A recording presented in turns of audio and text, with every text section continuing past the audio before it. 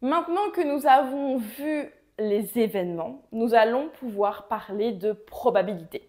Pourquoi on avait besoin des événements? Parce qu'en fait, on va toujours calculer la probabilité qu'il y a un événement de se réaliser. Et donc, on a besoin de savoir ce qu'était un événement pour pouvoir calculer sa probabilité. La probabilité, ça veut dire quoi intuitivement? Eh bien, ça veut dire la chance qu'a cet événement de se réaliser. Dans cette vidéo, je vais beaucoup parler. Donc, essayez d'être actif, justement, parce que si vous faites qu'écouter, vous n'allez pas enregistrer les informations. Vous devez vraiment vous les approprier. Donc, n'hésitez pas à mettre pause, à revenir en arrière, à faire une synthèse à côté, à prendre note, vraiment à essayer de réfléchir aussi à ce que je dis pour que tout ça se mette en place. La probabilité d'un événement A, on la note P de A. P de A, c'est la probabilité de voir l'événement A se réaliser. C'est la chance qu'a l'événement A de se réaliser. La probabilité de l'événement A. Et c'est ça qu'on va chercher à calculer dans ce chapitre. Ce sont des probabilités. On va essayer de calculer les probabilités. Nous allons commencer les probabilités avec les 3 axiomes de Kolmogorov. Qu'est-ce que c'est un axiome? En fait, un axiome, c'est une espèce de proposition mathématique qu'on prend pour acquise et c'est là-dessus qu'on va construire. Le premier axiome de Kolmogorov, il dit que peu importe l'événement A, la probabilité de l'événement A, elle sera toujours comprise entre 0 et 1. Donc le symbole ici, c'est un pour tout. Pour tout événement A, la probabilité de l'événement A, elle est toujours comprise entre 0 et 1. Et c'est instinctif, parce que si je vous dis que c'est la chance qu'a quelque chose de se réaliser, c'est toujours entre 0% et 100%. Le 0 étant le 0% et le 1 étant le 100%. Deuxième axiome de Kolmogorov, l'événement certain est le seul à avoir une probabilité de 1.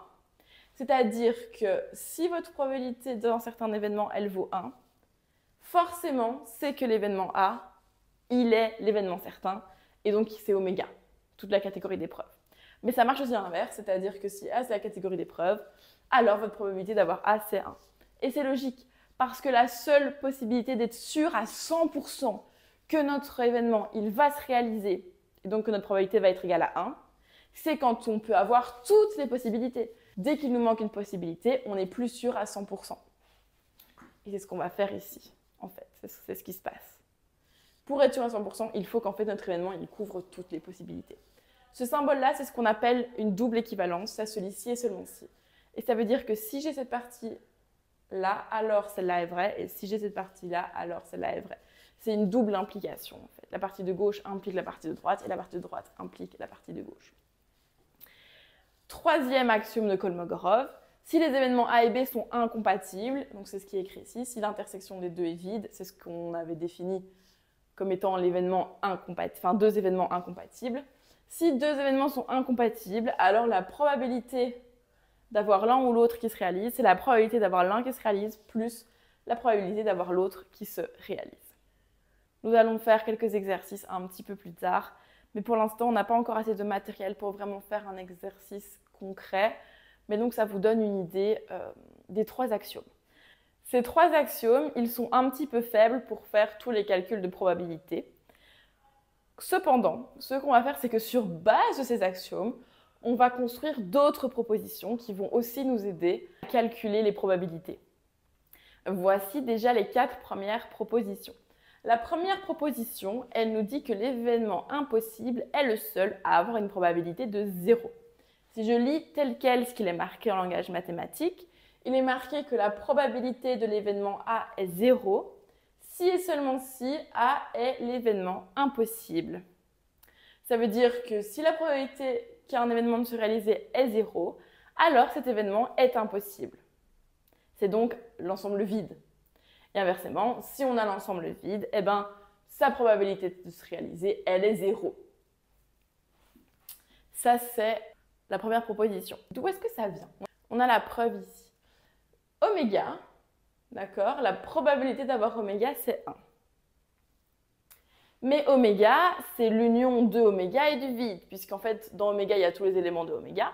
Dans le vide, il n'y a rien. Je mets tout ensemble, j'ai toujours tous les éléments de oméga et rien de plus, puisque le vide n'a rien amené. Donc oméga, c'est bien l'union de oméga avec le vide. Mais l'union des deux, On a le calcul puisque on avait vu que la probabilité de A union B, c'était la probabilité de A plus la probabilité de B quand les événements sont incompatibles et seulement quand les événements sont incompatibles. Mais oméga et le vide, ils sont incompatibles, ils n'ont aucun élément en commun puisque dans le vide, il n'y a rien. Et donc, je peux dire que c'est la probabilité de oméga plus la probabilité du vide. Mais donc, j'ai que 1 qui est la probabilité de oméga, c'est égal à 1 plus quelque chose. Mais pour que 1 soit égal à 1 plus quelque chose, il faut que j'ajoute rien. Sinon, je vais dépasser 1. Donc, P du vide, la probabilité de l'événement impossible, c'est 0. Et voilà la première proposition. Alors, je vous rassure tout de suite, on ne va pas toutes les démontrer. C'était juste pour vous montrer un petit peu d'où ça venait. La deuxième proposition, elle dit que la somme des probabilités des événements élémentaires vaut 1. Et c'est un peu le même principe. Si on prend tous les éléments élémentaires, mais comme c'est des événements élémentaires, par définition, ce sont des éléments uniques. Et donc, ils ne se superposent pas. Cette phrase-là, cette proposition-là, elle est importante quand même pour certains exercices, entre autres avec les détruqués. Quand on vous donne un détruqué, souvent, c'est cette proposition-là que vous allez utiliser. Pour les exercices détruqués, j'y reviendrai dans un exemple d'exercice. Mais ainsi, vous y pensez déjà, vous pouvez mettre une petite note détruquée, c'est important celle-là. La troisième proposition, elle dit que la probabilité de l'événement A, c'est la somme des probabilités des événements élémentaires de A. C'est un peu le même principe que celle du dessus, sauf que cette fois-ci, on se concentre que sur un événement et pas sur tout oméga, mais c'est le même principe. Et ça, vous l'utilisez tout le temps. D'accord, on va l'utiliser juste après dans l'exemple. Je pourrais déjà vous le donner parce que celui-là, il est assez intuitif. Quand je lance un dé à 6 faces, d'accord, c'est quoi ma probabilité d'avoir un nombre pair? Ben, c'est la probabilité que j'ai 2, plus c'est la probabilité que j'ai 4, plus la probabilité que j'ai 6. C'est intuitif. Illustrons cette proposition à l'aide d'un exemple. A, c'est obtenir un roi. D'accord, disons qu'on joue avec un jeu de 52 cartes. On veut savoir la probabilité de tirer un roi. Et bien en fait, qu'est-ce qu'on va faire comme calcul? Ben, on va chercher, ok, ben, c'est quoi la probabilité de tirer le roi de cœur? C'est quoi la probabilité de tirer le roi de carreau? C'est quoi la probabilité de tirer le roi de pique? C'est quoi la probabilité de tirer le roi de trèfle? Et on va sommer ces probabilités. Eh bien, c'est assez intuitif et c'est ça qu'on va faire en fait. Ils vont dire, ok, ben, on a une, ça fait 4 sur 52. Et donc, 4 sur 52, c'est la probabilité d'obtenir un roi. Le calcul chiffré, on va y revenir parce que techniquement, ici, on n'a pas encore tous les outils pour le faire de manière rigoureuse, mais à l'instinct, à l'intuition, c'est assez logique qu'on aura 4 sur 52 au final comme probabilité. Pour faire ça, en fait, il va falloir le prouver avec encore une ou deux règles qui viendront tout à l'heure. La quatrième proposition, elle nous dit que si A est un sous-ensemble de B, alors la probabilité d'avoir A, elle est plus petite ou égale à la probabilité d'avoir B. Ça, c'est assez intuitif aussi, puisque si on se dit que l'ensemble A est dans l'ensemble B, eh bien, ça paraît intuitif de se dire que comme l'ensemble A est plus petit, il a moins de chances de se réaliser que l'ensemble B. Puisque dans B, il y a des éléments qui ne sont pas dans A.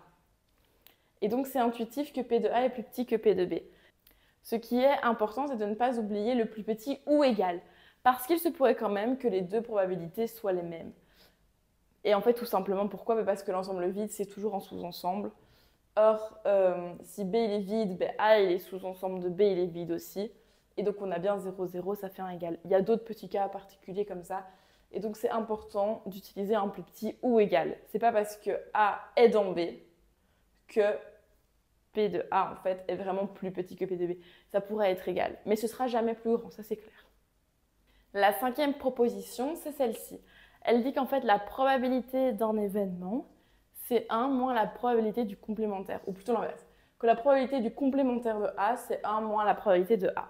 Alors, A avec une barre au-dessus, c'est ce qui veut dire complémentaire de A.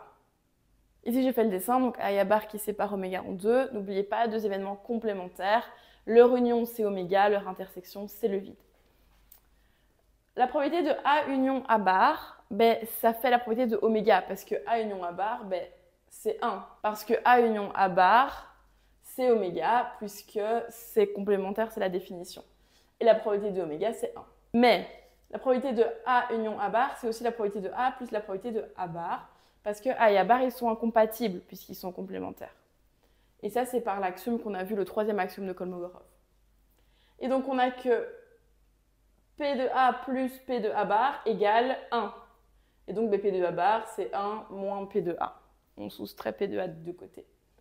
Et on obtient donc que P de A bar, c'est 1 moins P de A. Et ça aussi, c'est une formule à mettre bien en couleur parce que c'est une formule qui va être très importante pour certains exercices. Parce que parfois, c'est compliqué de calculer certaines probabilités qui demandent beaucoup de calcul. Et parfois, faire le au moins est plus simple. Parce que si je vous dis, par exemple, c'est quoi la probabilité en lançant 3 fois une pièce de faire au moins une fois face, et vous devez calculer toutes les possibilités. Le complémentaire de au moins une face, c'est aucun face, que des piles quoi. Et calculer la probabilité de faire aucun face, c'est un seul calcul, donc c'est beaucoup plus simple que plein de calculs. J'y reviendrai dans les exercices. Mais ça, c'est très important de bien comprendre que le complémentaire peut vraiment vous sauver la vie. Au jury, tant que j'y suis, j'en profite pour le dire. Au jury, ils ne vont jamais vous demander telle quelle une formule, mais il y a des exercices de formule pure. Et donc, si vous ne connaissez pas vos formules pures, ça va poser problème parce que ce sont vraiment des exercices où ils vous donnent, par exemple, ils vous donnent P de A et ils vous demandent c'est quoi P de A bar. Donc, il faut connaître la notation, il faut connaître ce que ça veut dire, il faut connaître les formules. La 6e proposition, elle dit que la probabilité de la différence de A par B, c'est la probabilité d'avoir A moins la probabilité d'avoir l'intersection. En effet, donc là on a le dessin, on a A sans B qui est en rouge, A inter B qui est en noir. Eh bien on sait que pour avoir tout A, mais tout A c'est l'union de ce qui est en rouge et de ce qui est en noir. Et donc c'est A sans B et on rajoute la partie de A et B. Mais la probabilité de cette union, elle peut se calculer grâce à l'axiome 3 de Kolmogorov parce que A privé de B et A inter B, ils n'ont pas d'intersection, vous voyez qu'ils ne se recoupent pas. Et donc, on peut sommer les deux. Et donc, on a que la probabilité de A, c'est la probabilité de A privé de B, plus la probabilité de A inter B. Et donc, la probabilité de A privé de B, c'est la probabilité de A moins la probabilité de A inter B. Les preuves, vous ne devez pas les connaître, mais ça vous permet déjà de, pour certains, peut-être rentrer dans la logique. Nous arrivons à la propriété 7, qui nous donne la probabilité de l'union de deux événements quelconques. L'axiome 3 de Kolmogorov, il nous disait si A et B sont incompatibles, alors leur probabilité de l'union, c'est la probabilité de A plus la probabilité de B. Notre formule, elle est toujours vraie dans le cas de l'incompatibilité, puisque P de A inter B alors vaut 0, puisque c'est l'événement nul. Donc sa probabilité est 0. Ensuite, ce que nous voyons, c'est que cette formule est beaucoup plus intéressante, puisqu'elle nous permet de le faire pour des événements qui ne sont pas incompatibles. Souvent, ce qu'on va devoir faire, c'est le calculer dans des cas où ce n'est pas incompatible, justement. Donc cette formule, elle est très intéressante. On va prouver la formule. On a la probabilité de l'union qu'on cherche de A et B. Vous voyez que sur le dessin, j'ai dessiné A et B, et l'union, c'est l'espèce de 8 formé par les deux ensemble. En rouge, j'ai mis A. En noir, j'ai mis la partie de B qui n'est pas en A. Et vous voyez que si on prend la partie rouge et la partie noire ensemble, ça forme bien l'union de A et B. Mais, donc on passe de là à là, mais ces deux événements, A et B sans A, ils sont incompatibles, ils n'ont rien en commun. Puisque de B, on a retiré tous les événements qui étaient dans A, et que là, on a tous les événements de A, ben c'est incompatible. Donc, axiome 3 de Kolmogorov, c'est la probabilité d'avoir A plus la probabilité d'avoir B sans A. Et par la proposition 6, ça, c'est P de B moins P de B inter A. Et B inter A, c'est la même chose que A inter B, d'accord? C'est l'intersection des deux. Donc, je préfère le mettre dans l'ordre alphabétique. Et on obtient bien la formule qu'on cherchait. Je vais insister un petit peu sur cette formule parce que très souvent, quand quelqu'un fait la formule, il oublie le moins P de A inter B. Or, c'est très important de le prendre parce que qu'est-ce qui se passe sinon? Vous prenez tout ce qu'il y a dans A, donc tout ce qui est en rouge, et vous prenez tout ce qu'il y a dans B, c'est-à-dire tout ce qui est en bleu. Mais vous voyez que la partie au centre, elle est à la fois prise dans le rouge et dans le bleu. Et donc, vous l'avez pris 2 fois. Et donc, c'est important d'en retirer une, parce que sinon, vous avez pris trop d'informations, trop d'éléments, et vous avez en fait pris tous des doublons. Et ça va fausser tous vos calculs et tout va être mauvais.